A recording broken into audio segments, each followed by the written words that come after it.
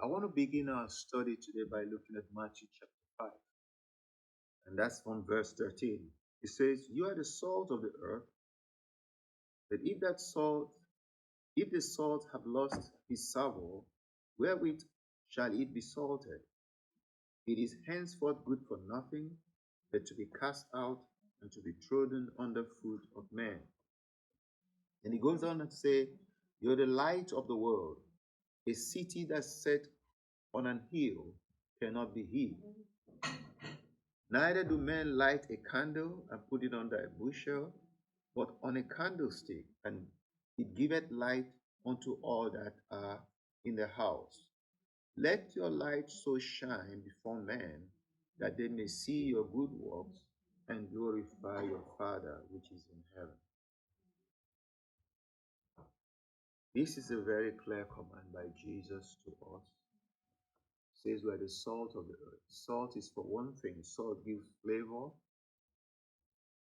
to food, and salt preserves food. So what Jesus means here is that the believer, the church, gives flavor to the world, meaning and value to the world.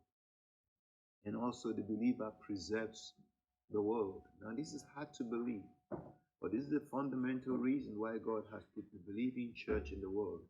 Because the believing church has the responsibility not only to give value and worth to life, but to actually preserve life. In 1 Peter 2:9, it says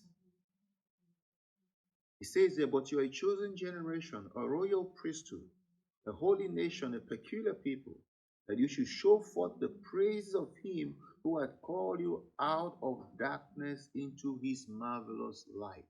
Again, we have that same contradiction. Out of darkness into marvelous light.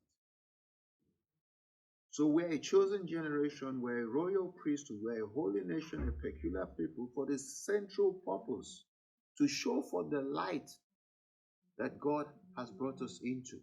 So we're again the light of the world. But Peter gives us an insight into how we function as light. He says we're a royal priesthood. That means we're a ruling priesthood. Royal means ruling. It means we have a priesthood, and the authority of our priesthood, we can reign and rule over a city, over a nation. We give meaning to life. The job of the priest is to give value to life, is to bring light and understanding to the people. The priest is supposed to teach the people the difference between what is good and what is evil. But he doesn't just teach from empty words, he lives it, such that from the power of his righteous living, he can live in a way that people have an example and authority to know what good living is.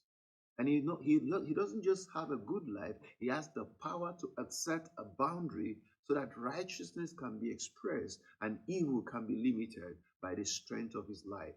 And that is what God has called us in these last days, that we should become light. We should allow the word of God to be alive in us, such that we are not only giving meaning to life, but we have the power to restrain what evil happens around us.